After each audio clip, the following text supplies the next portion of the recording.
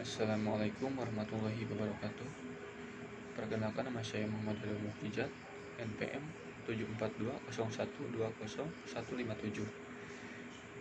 Saya dari kelas semester 2 non-reg. Di sini saya akan memenuhi tugas UTS saya, yaitu mata kuliah Hukum Adat, dosen Dr. MRND Aril Hayadi, SHMH. Di sini saya akan mereview kembali tugas kelompok, yaitu kelompok 1 sampai kelompok 8. Yang pertama, upaya meningkatkan peran masyarakat adat dalam menjaga keseimbangan alam di tengah pandemi COVID-19 melalui Community Based Nature Management.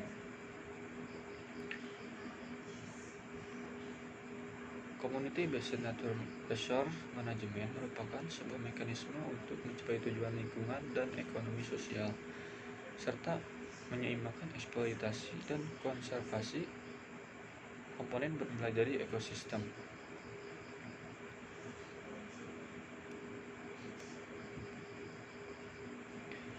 Armitage juga menjelaskan bahwa Community Based Nature Resource Management adalah sebuah bentuk upaya untuk dapat mengurai hasil pengolahan sumber daya alam dengan melibatkan masyarakat secara penuh, institusi, praktik adat, dan pengetahuan sistematis dalam pengelolaan dan penegakan hukum.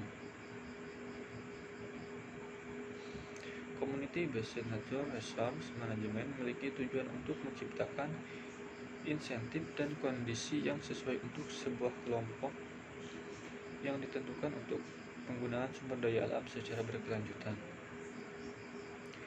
Upaya meningkatkan peran masyarakat adat dalam menjaga keseimbangan alam di tengah pandemi COVID-19 adalah dengan menerapkan Community Based Nature Management.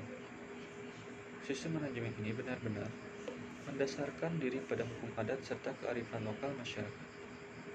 Penggunaan Community Based Nature Management dilakukan masyarakat adat melalui kepemimpinan tradisional, kepercayaan agama, dan aturan budaya serta hukum adat, serta orang yang mengelola sumber daya alam saat mereka. Penetapan Community Based Nature Management di beberapa negara telah membuktikan naiknya keseimbangan alam serta kesejahteraan masyarakat adat, bahkan kesehatan masyarakat. Yang selanjutnya, kearifan lokal masyarakat hukum adat dalam menjaga keseimbangan lingkungan hidup di tengah pandemi COVID-19.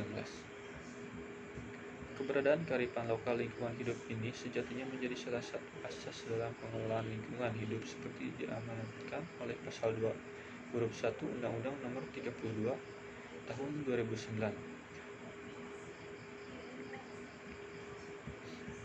yaitu tentang perlindungan dan pengelolaan lingkungan hidup. Namun realitanya ketentuan tersebut seringkali tidak dipertimbangkan, bahkan diabaikan oleh pembuat keputusan untuk dan atas nama kepentingan hubungan ekonomi dan investasi. Tidak jarang masyarakat hukum adat yang memiliki hak adat atau suatu kawasan atau lahan yang akan dikelola pun tidak dilibatkan dalam proses pembuatan kebijakan atau keputusan. Pandangan masyarakat seluruh sikap terhadap lingkungan hidup sangat positif. Mereka memanfaatkan alam atau misalnya mengambil kayu secukupnya saja dan tidak pernah mengeksploitasi. Hal ini sesuai dengan pikiran masyarakat yang cukup sederhana, tidak berlebihan dan apa adanya. Masyarakat seluruh sikap menyadari isi dan kekayaan alam habis atau tidak tergantung pada pemakaiannya.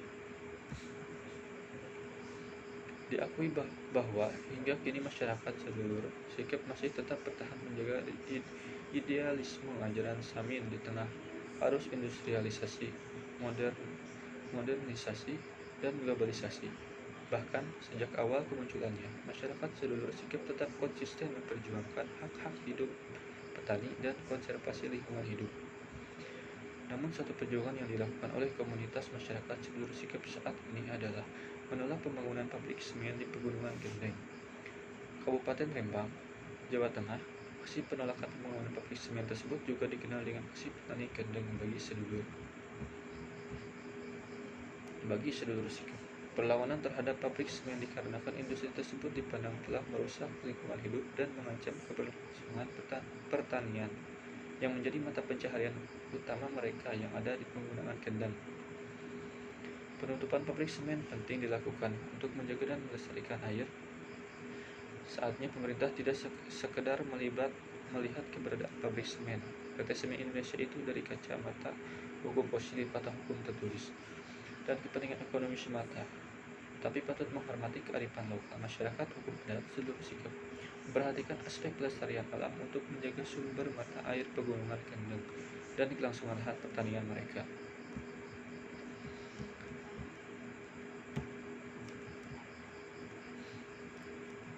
Lalu materi selanjutnya, pentingnya kearifan lokal dalam menjaga keseimbangan alam di masa pandemi COVID-19. Kearifan lokal menurut Kamus Bahasa Indonesia, Bahasa Inggris, kearifan lokal terdiri dari dua ranah, yaitu kearifan wisdom dan lokal. Kearifan memiliki arti yakni kebijaksanaan dan lokal memiliki arti tempat. Kearifan lokal dalam bahasa asing sering dikonsepsikan sebagai kebijakan tempat atau local wisdom, pengetahuan setempat, local knowledge, untuk kecerdasan setempat, atau local genius. Beberapa contoh kearifan lokal yang terjadi pada masyarakat Baduy, masyarakat Bali, masyarakat di Sulawesi yang mempunyai cara untuk bisa mengatasi pandemi COVID-19. Pada masyarakat Baduy di desa Kenkes, Kecamatan Lewidamar, Kabupaten Lebak, ketika menggelar ritual adat Kawalu, desa ditutup untuk 3 bulan. Pada saat ritual Kawalu ini diperlihatkan bahwa bagaimana masyarakat Baduy melakukan keseimbangan alam dengan tidak melakukan apa-apa, berpuasa dan tidak ada kontak dengan orang lain. Jadi, ketika kebijakan pemerintah untuk melakukan sosial dan physical distancing, maka bagi mereka tidak terlalu masalah, karena mereka punya kearifan lokal untuk mengembalikan keseimbangan alam. Masyarakat Bali yang mempunyai kearifan lokal dalam menjaga keseimbangan alam tidak terlepas dari ajaran agama Hindu, yaitu selalu dikaitkan dengan skala atau kasat mata, niskala atau tidak kasat mata. Ajaran skala niskala dipraktikkan dalam kehidupan sehari-hari, termasuk juga dalam menjaga keseimbangan alam.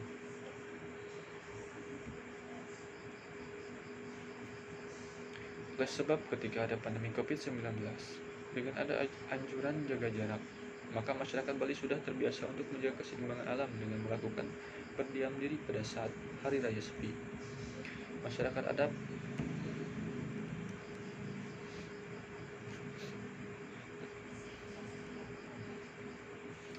adat Baulermo yang tinggal di desa Bonelemo, Bajo Barat, Luwu, Sulawesi Selatan memiliki ilmu yang diajarkan oleh leluhur secara turun-temurun untuk membasmi kuman dan penyakit. Hal ini dilakukan untuk menjaga keseimbangan alam. Jadi, ketika ada ketentuan pemerintah yang menganjurkan setiap orang harus sering cuci tangan dan menggunakan disinfektan, maka masyarakat adat Baulermo juga punya kearifan lokal itu sangat mendukung. Masyarakat Dayak Keharingan mempunyai kearifan lokal berupa Mamapas Lewu. Mamapas Lewu diartikan sebagai upaya pembersih kampung atau desa atau kota tempat tinggal. Dengan kata lain, Mamapas Lewu hampir sama pengertiannya dengan upaya tolak bala. Pengetahuan tradisional ini sangat berbeda saat masyarakat dengan lainnya karena tergantung pada kebudayaan masing-masing masyarakat. Jadi, ketika situasi pandemi COVID-19 ini, maka pengetahuan tradisional yang dimiliki masyarakat adat untuk memelihara kesehatan dan menjaga keseimbangan alam sangat penting. Selanjutnya, revitalisasi kearifan lokal masyarakat hukum adat di pesisir dan pulau-pulau kecil dalam menjaga keseimbangan alam di tengah pandemi COVID-19. Wilayah pesisir merupakan bagian dari sumber daya alam yang dianugerahkan oleh Tuhan Yang Maha Esa dan merupakan kekayaan yang dikuasai oleh negara yang perlu dijaga kelestariannya dan dimanfaatkan untuk sebesar-besar kemakmuran rakyat bagi generasi sekarang maupun bagi generasi yang akan datang. Kearifan lokal masyarakat adat pesisir untuk situasi saat ini menjadi wajib untuk direvitalisasi sebagai upaya dalam menghadapi masa COVID-19. Terdapat 4 tipe kearifan lokal yang mendeskripsikan sistem pengelolaan sumber daya ikan di Pulau Sumatera, yaitu lelang lebak lebung, lubuk larangan, rantau larangan, dan ma'wo.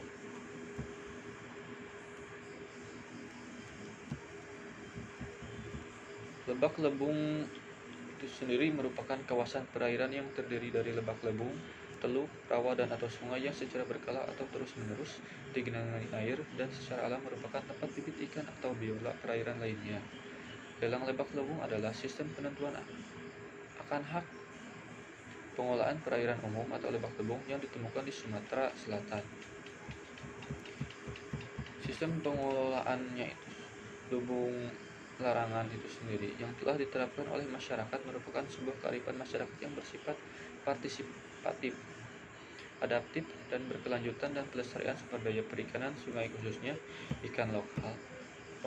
Pengelolaan seperti ini sangat efektif dan efisien karena masyarakat secara ekonomi menjaga dan mengelolanya, sehingga masyarakat tersebut lebih memiliki dan merasa tanggung jawab atas sumber daya yang ada di sekitarnya. Rantau larangan merupakan salah satu model pengelolaan perikanan di perairan umum daratan yang penerapannya di Kabupaten Rokan Hulu, Kecamatan 4 Koto, tepatnya di Sungai Rokan dan sekitarnya. Penerapan rantau larangan bertujuan untuk melestarikan sumber daya ikan di wilayah tersebut. Rantau larangan biasanya diterapkan di wilayah sungai, seperti Sungai Mantawai, Sungai Subayang, Sungai Bio, atau Das Kampar. Para pemangku adat atau ninik mamak membuat suatu area dengan penyu yang telah disepakati dan dilarang untuk mengambilnya dengan cara apapun sebelum acara adat panen dilaksanakan. Ma'uwo merupakan salah satu kearifan lokal yang berasal dari Kabupaten Kampar, tepatnya di Danau Bakuok dan Danau Sembat. Model pengelolaan danau ini, di mana penangkapan ikan dilakukan sekali setahun atau sekitar bulan September setiap tahunnya, yang disebut dengan Uwo. Pengakuan dan pelindungan wilayah masyarakat adat menjadi sangat penting sebagai benteng pertahanan pangan terakhir masyarakat dalam menghadapi krisis akibat pandemi COVID-19. Kearifan lokal digunakan untuk menciptakan keteraturan dan keseimbangan antara kehidupan sosial, budaya, dan kelestarian sumber daya alam yang diterapkan dalam bentuk hukum, pengetahuan, keahlian, nilai, dan sistem sosial serta etika yang disampaikan dari suatu generasi ke generasi berikutnya. Selanjutnya, peranan desa adat di Bali dalam mencegah penyebaran COVID-19. Peran serta desa adat di Bali dalam mencegah penyebaran COVID-19 dapat dikelompokkan menjadi dua bentuk, yaitu yang pertama, aktivitas nyata atau skala, lalu aktivitas niskala atau upaya tertentu sesuai keyakinan umat Hindu.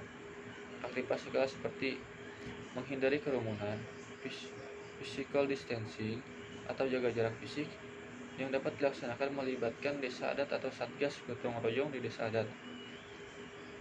Lalu memberikan bantuan sembako kepada warga desa adat dengan memanfaatkan dana sosial atau LPD yang didistribusikannya juga melibatkan satgas gotong royong desa adat. Aktivitas niskala berupa menangening atau berdiam diri dengan hati yang jernih, disertai nunas ica atau berdoa. Ada beberapa hambatan yang dihadapi dalam mencegah penyebaran COVID-19 di Provinsi Bali, seperti masih ada masyarakat kurang peduli, ada desa adat yang bangkung dan protektif berlebihan, orang terpapar COVID-19 kurang disiplin dan tidak jujur, dilema penyelesaian domisili yang positif COVID-19, dan belum berfungsi BUPDA seperti yang diharapkan. Hambatan tersebut diatasi dengan melakukan sosial dan pendekatan secara terus-menerus kepada warga masyarakat yang bangkung atau membandel, maboya atau menyepelekan dan sejenisnya oleh pihak berwenang termasuk satgas gotong royong di desa adat guna menimbulkan kesadaran kolektif untuk bergerak bersama pada waktu bersamaan atau Bali Mawacara dalam mencegah penyebaran COVID-19. Lalu, peranan masyarakat hukum adat di Nusa Tenggara Timur dalam penyebaran COVID-19. Bagi masyarakat hukum adat, pandemi COVID-19 ini dipandang sebagai upaya alam untuk mengembalikan keselarasan, kesenian, dan keseimbangannya atau harmoni. Bagi masyarakat hukum adat, alam ini mempunyai logikanya sendiri yang sakral dan berbunyi. Usaha manusia untuk mengungkap rahasia alam secara paksa melalui rasionalisasi yang menimbulkan eksploitasi alam dipandang telah merusak keselarasan, keserasian, dan keseimbangan atau harmoni alam. Pandemi COVID-19 merupakan tidak balasan alam untuk menunjukkan bahwa bukan alam yang membutuhkan manusia, bukan alam yang bergantung pada manusia, tetapi sebaliknya, Oleh karena itu, manusia harus memahami makna pandemi COVID-19 ini dari sudut pandang alam, bukan dari sudut pandang manusia. Masyarakat hukum adat hendak melihat pandangan masyarakat hukum adat dengan pola pikir mereka yang kosmologis atau masih religius atau komunal, kontan dan konkret yang memandang dirinya tunggal dan menunggal dengan alam semesta, berupaya untuk kembali ke alam, menyerahkan diri kepada alam. Pandangan ini, jika dipahami secara holistik, menunjukkan bahwa masyarakat hukum adat mendukung upaya pemerintah Republik Indonesia dengan cara dan pola pikir mereka untuk memberikan dukungan dalam upaya pencegahan penyebaran COVID-19. Jika dilihat dengan cara pandang komunalisme, kepala suku atau raja-raja di NTT melibat bahwa mereka bagian dari NKRI. Pemerintahan merupakan pimpinan dari pimpinan mereka yang wajib didukung. Presiden dipandang sebagai kepala suku dalam arti luas, yaitu kepala suku bangsa Indonesia. Kondisi COVID-19 membutuhkan ulu ula buka ulu udala dalam upaya pencegahan COVID-19. Alam Indonesia harus dikembalikan keseimbangan, keserasian, dan keselarasannya atau harmoni antara manusia dengan alam, manusia dengan Tuhan, manusia dengan sesama manusia. Tuhan, alam, dan manusia adalah tunggal dan menunggal. Lalu peran kepemimpinan dan kearifan masyarakat hukum adat dalam penanggulangan COVID-19. Peran kepemimpinan MHA untuk ikut menggerakkan anggota persekutuan untuk mendukung langkah-langkah penanganan wabah COVID-19 yang telah dilakukan pemerintah, yakni yang pertama, mengadakan dan mendistribusikan masker gratis atau APD, alat perlindungan diri. Yang kedua, membeli alat tes virus corona dan jutaan obat bagi penderita COVID-19. Yang ketiga, menghimbau masyarakat untuk melakukan physical distancing, yaitu pembatasan interaksi fisik atau tidak berkumpul, bahkan untuk melaksanakan ibadah. Yang keempat, menghimbau masyarakat untuk tidak melakukan perjalanan ke luar daerah. Yang kelima, membuat kebijakan meliburkan peserta didik di seluruh jenjang pendidikan, bahkan meniadakan ujian nasional. Yang keenam, membuat kebijakan WFH atau bekerja dari rumah. Yang ketujuh, kampanye rajin cuci tangan pakai sabun. Yang kedelapan, melakukan rapid test COVID-19. Yang kesembilan, melakukan penyemprotan disinfektan di tempat-tempat umum. 10, menetapkan kriteria dan langkah-langkah pelakuan terhadap PDP, orang dalam pengawasan, PDP atau pasien dalam pengawasan, suspek atau pasien yang telah menunjukkan semua gejala klinis infeksi corona, dan pasien positif corona. 11, melakukan pemeriksaan kesehatan kepada masyarakat yang melakukan perjalanan dari luar daerah.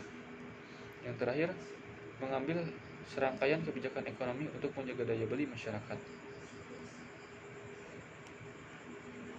Soal kearifan MHA bukan hal baru, melainkan sudah ada dan dipraktikkan secara turun-temurun, juga mencegah atau mencari solusi suatu permasalahan dalam keseharian hidup manusia. Ada beberapa sebagai contoh sebagai berikut. Pertama, pada masyarakat Arfak, kata mengenai karantina atau tinggal atau inggam yang tausi. Yang kedua, daun sirih dan jeruk nipis pada masyarakat Banualemu di Sulawesi Selatan. Daun sirih dan jeruk nipis diracik menjadi cairan disinfektan dan dikerjakan oleh perempuan secara bersama-sama. Yang ketiga, daun serai, kunyit, jahe merah, jahe putih, lada hitam, dan gula merah atau gula aren. Yang keempat, ritual adat. Salah satunya dalam masyarakat Kei atau Efap, cara penanggulangan penyebaran penyakit menular dengan cara yaitu membersihkan kampung atau wurik ohoi dengan cara menyembelih hewan besar seperti kambing dalam Islam dan babi bagi agama Kristen. Lalu pada MHA, suku Bojo di Pulau Sumbawa NTB memiliki kearifan untuk menangkal paling tidak meminimalisasi penyebaran penyakit menular, yakni dengan menggunakan busana yang disebut rimbau impida. Rimbau merupakan salah satu jenis pakaian yang diperuntukkan bagi manusia muslim atau wanita muslim. Lalu masyarakat Jawa Tengah menggelar ritual tolak bala untuk mengusir wabah virus corona yang sedang melanda dengan cara selain memasak sayur lodeh, ada juga warga yang memasak sesaji jantungan, daun alang-alang, dan daun opo-opo hingga cukur gundul.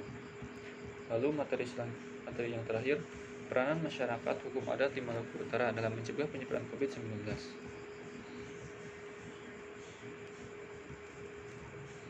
Keterlibatan Kelembagaan Kesultanan di Maluku Utara. Dalam mencegah penyebaran COVID-19 di Maluku Utara sangat penting karena masyarakat hukum adat melalui Lembaga Kesultanan Maluku KIRAHA menghimbau masyarakat untuk menaati kebijakan pemerintah pusat dan pemerintah daerah dalam penanggulangan COVID-19. Selain itu, masyarakat hukum adat melalui Lembaga Kesultanan Maluku KIRAHA turut aktif membantu memenuhi kebutuhan masyarakat sebagai bentuk kontribusi penanggulangan dampak COVID-19. Secara sosiologis dan antropologis, masyarakat Maluku Utara sangat mendengar himbauan dan anjuran dari pihak kesultanan dan perangkat-perangkatnya dibanding dengan maklumat pemerintah formal atau pemerintah daerah. Hal ini menunjukkan bahwa peranan masyarakat hukum adat di Maluku Utara dalam pencegahan penyebaran COVID-19. Olehnya itu, adanya berbagai upaya-upaya yang dilakukan masyarakat hukum adat seperti melakukan ritual-ritual adat untuk mencegah COVID-19 bukan hanya di lingkungan sendiri atau masyarakat adat, namun di seluruh wilayah Maluku Utara. Lalu masyarakat adat secara berkelompok melokalisasi dirinya sebagai bagian dari pencegahan COVID-19 dan hal tanpa melibatkan campur tangan pemerintah daerah. Lalu masyarakat adat memahami bahwa pandemi COVID-19 memiliki hikmah. Salah satunya menjaga keseimbangan dengan alam sekitar, maka mereka selalu bersahabat dengan alam. Mungkin cukup sekian review dari saya. Kurang lebihnya mohon maaf. Wassalamualaikum warahmatullahi wabarakatuh.